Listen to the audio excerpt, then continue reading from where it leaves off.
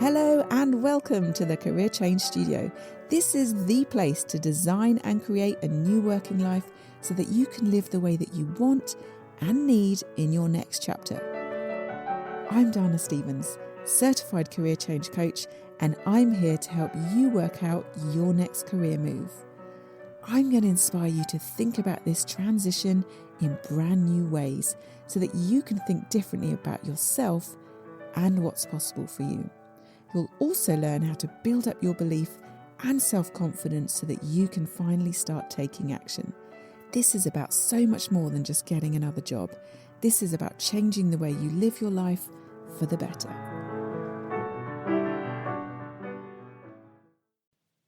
Hello, how are you doing this week? Firstly, I just want to say a huge thank you for so much of your lovely feedback that's been coming in about the Career Change Studio podcast. Whenever you start something new like this, honestly, you just never know how it's going to go. So it's been really brilliant to hear how helpful you're finding it. And I've got so many new things I want to share with you on the podcast based on working with so many of my lovely clients and the challenges that they face time and time again when they're thinking about changing careers. So I'm really excited to keep sharing that with you over the next couple of months. And one of the lovely things that someone said to me this week was that the podcast was already helping her to feel less alone because she was hearing me talk about things that are common for so many others in a similar situation. And I really hope this can help you in the same way too, because it is really easy when you're feeling overwhelmed, when this idea of change is really on your mind, to think that so much of what you're facing is your problem, i.e. a problem that's just with you. But really, you're probably just facing issues and challenges that are just part of this career change process, and they come up for everybody. And what that typically means is that there is a solution, a way to manage those challenges and push past them with the right support. And probably I've already been through them, and that's why I can help you with them, or I've helped my clients through them. So that leads me on to what I want to talk to you about today. We're going to get into one of my favourite topics to talk about, and that is your thoughts, your beliefs, and specifically how your limiting beliefs, the beliefs that are limiting you, are holding you back and preventing you from making changes in your life and career. So you may be thinking, why is this one of my favourite things to talk about? Because the way you think affects everything. It really, really does. And when I first started studying mindset and thought work, when I first heard this idea that my thoughts create my results, that they ultimately affect how I live, I was like, what? Really? And also, I just didn't really believe it could be true. Not fully. I could sort of see how it worked as an idea, but I just wasn't 100% convinced, if I'm honest. I'm usually quite a cynical person at the start of things. But when I really started to become more aware, and I started to see how the way I was thinking was affecting how I was feeling about myself, all the things going on in my life. And when I felt a certain way, it affected how I behaved, what I did or I didn't do. And this ultimately was creating my experience, my reality.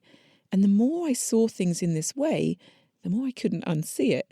And through working with my own coaches since then, what I've really seen is that in the most powerful way possible, changing my thoughts has led me to create really different results in my life. I've been able to change my life because I've changed my thoughts.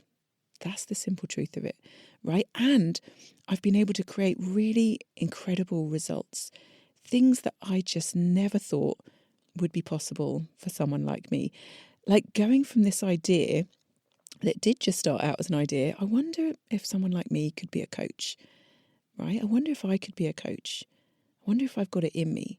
Going from that small kernel of an idea to then retraining as a coach, quitting my corporate job, setting up my own business, and now running a really successful coaching business, right? Helping hundreds of people change their lives by changing their jobs.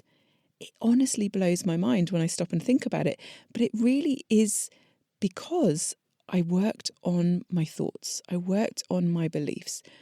Because contrary to what we might be telling ourselves, it's hard to just go and do stuff, right? Just get on with it, unless we change the way we're thinking about that. It really is powerful stuff. So let's get into some of the first steps for you. Let's start with defining what limiting beliefs are and how they're keeping you stuck. Now, you may already be aware of that term, limiting beliefs, but some people aren't. And if you haven't heard it before, it just means a belief, a thought, an idea that you have about yourself, your potential, about your circumstances, maybe about your industry or just the world in general, that is limiting you. It's holding you back in some way. It's stopping you from achieving what you want or going after your goals. Now, typically, they tend to be negative or unhelpful, but sometimes they might not feel especially negative to you. They might just feel like the truth, right? And it can sometimes be helpful to ask yourself, would everyone else believe this to be true as well? Or would anybody be able to see this as a negative perspective, a limiting thought, right? Because we really want to be on to ourselves. When we feel like something is a fact or the truth, right, in inverted commas, we want to check in. Is this actually just my belief? Is this just a story that I'm telling myself, a story that I've got stuck in? So how are they formed? Well, limiting beliefs can be formed at any time, but more often than not, they're formed by a negative situation or a challenging experience or a change in circumstances that affects your confidence or how you feel about yourself. But the majority of our limiting beliefs often take root during our formative years. Many go all the way back to our childhood or our school days, and often we start out with an idea about ourselves, or maybe somebody else offers us an idea about ourselves, tries to define us. It could be a parent or a teacher, and they might not mean to, right? So we don't need to judge them for it, but it could be something like, I am shy, or I'm not good at numbers, right? That we could have thought, or someone could have told us those things. And then our brain takes that thought, takes that idea, and it goes looking for evidence and examples of where that could be true. And over time, that might get reinforced over and over because our brain is now primed to confirm that this is true. So it's creating this bank of references to prove it. Every time you feel awkward in a social situation, your brain goes, see, there's more evidence that you're shy. Or if you don't understand something your maths teacher is explaining, your brain goes, there you go, it's because you're not good at numbers. And eventually you end up believing that this is the truth. And that becomes an issue. It turns into a limiting belief when you notice that that way of thinking is actually holding you back, limiting you from achieving something that you want. That's the time it switches from just a belief to a limiting belief. Let's say, for example, that you want a promotion, but you know that will mean talking to different teams or building relationships with new stakeholders. And you might be telling yourself, oh, I'm going to really struggle with that because I'm shy. I'm just too shy to put myself in those types of situations. But that might not even be a true representation of how you can and currently do communicate with people professionally. So you might want to really examine whether it is really true or whether it's an outdated idea, an outdated belief that you've been holding on to, maybe since childhood. Are you really shy in the workplace? When you're in work mode and discussing things you understand and know about, can you build relationships? Can you communicate well with people? And even if you were thinking, actually, it does feel true at the moment, it's worth remembering that being shy is not a fixed state of being. It's a set of behaviours that can be changed. So even if you feel shy now, but ultimately you're thinking, I don't really want to get stuck at this level at work. I do want to be able to communicate with different people confidently. You can decide to work on changing how you believe in the workplace. So you're going to need to change this limiting belief. Telling yourself I'm shy, like it's this fixed, definitive thing, it's just like sort of throwing your hands up and giving up. I can't possibly get better at this just because I'm shy, right? You shut down options for yourself. And instead of thinking I can work on improving my communication in the workplace, you just think, nope, I can't do that because I'm shy. That's how it's limiting you. That's how that thought limits you.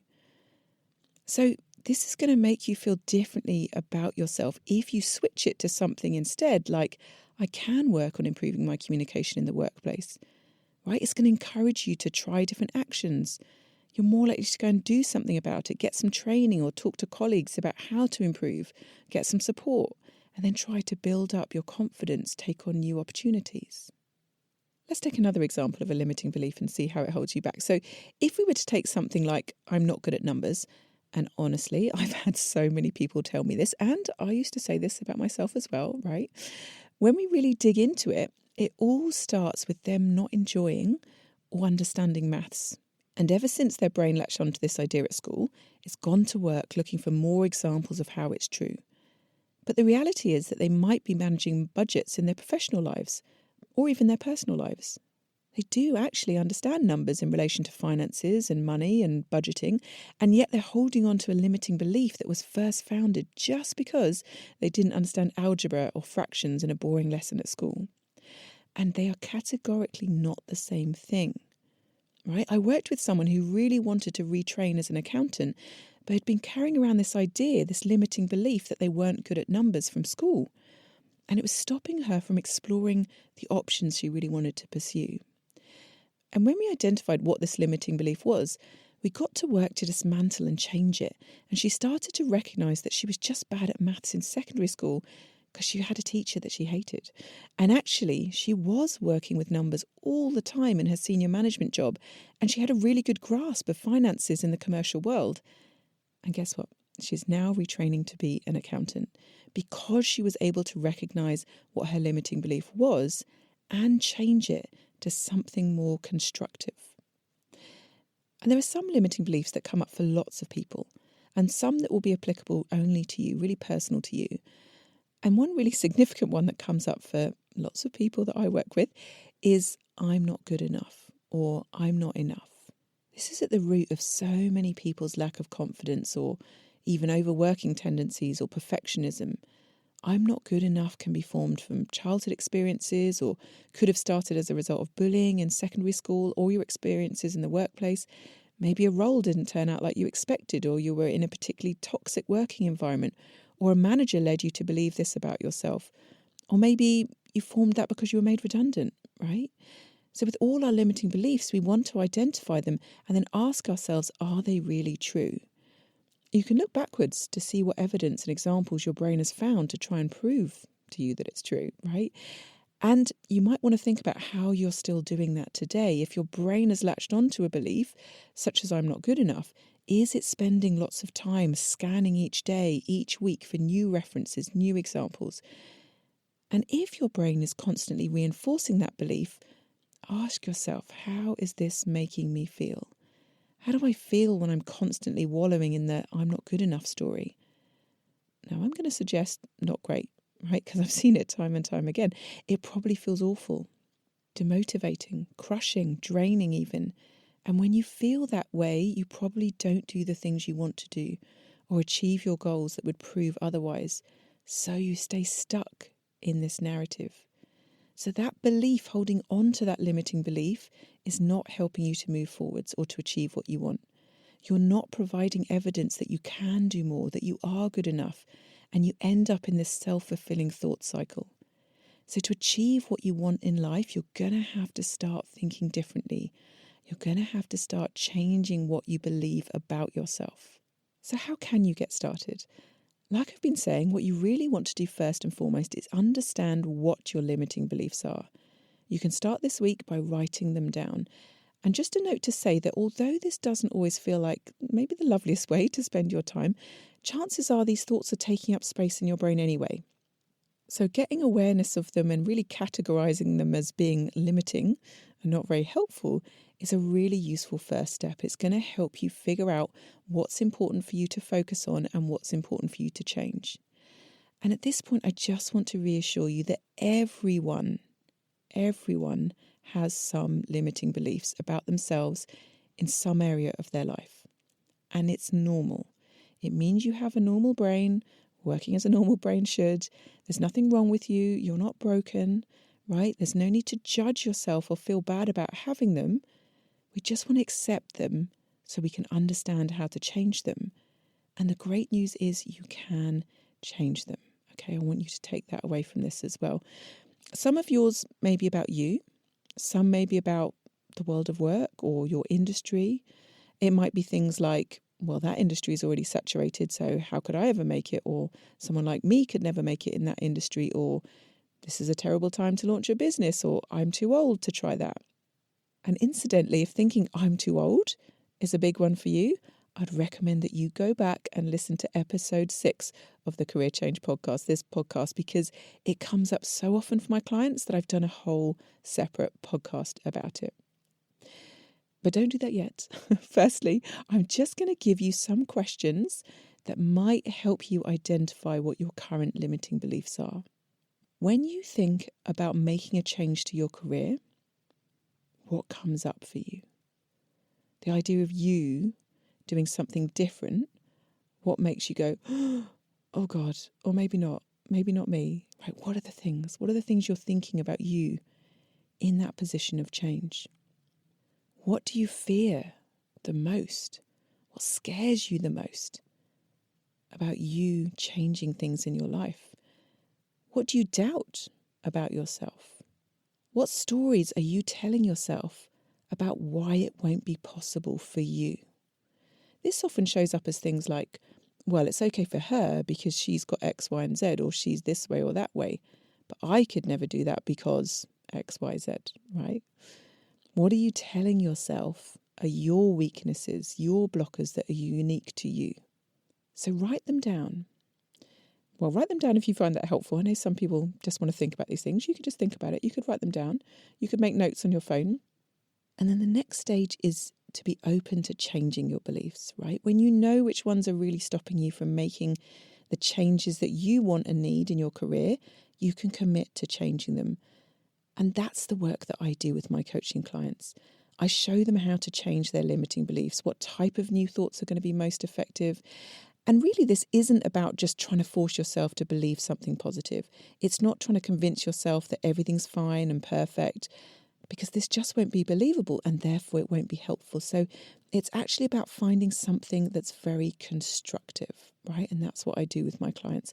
A new belief that's going to help you to feel differently so you can take different actions and ultimately create the result that you want. And this isn't an overnight thing. It sometimes takes some time to embed a new way of thinking, to strengthen new beliefs.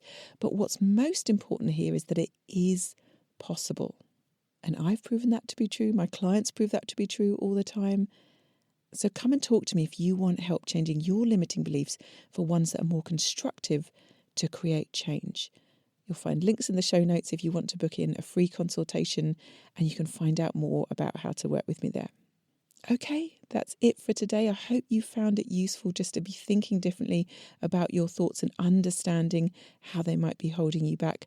I hope you have a great week. I'm going to be back on Tuesday morning with another episode of the Career Change podcast. I hope you'll join me then. Bye for now.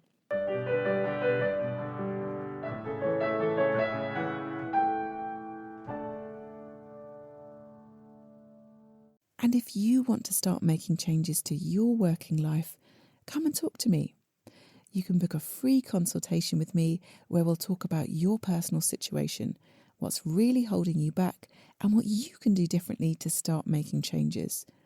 I'll let you know what type of career change coaching is going to help you, and you can ask me any questions about your personal situation or about my proven process, the Life First Career Method, a method that helps people like you change your career so that you can change your life. Just visit my website, danastevens.com. That's DANASTEVENS.com, and click on the link to book a consultation. Or you can find the link in the show notes. If you've enjoyed this podcast, make sure you get your weekly fix of inspiration and career change guidance by clicking follow or subscribe wherever you get your podcasts. And if you'd like to rate and review the podcast, that would really help me get this in front of people who also might be feeling stuck and lost. So I'd really appreciate your help. And if you know anyone, friends, family, even colleagues, who might be thinking about changing careers, please do share this podcast with them. You might just be the person that helps them change their lives for the better.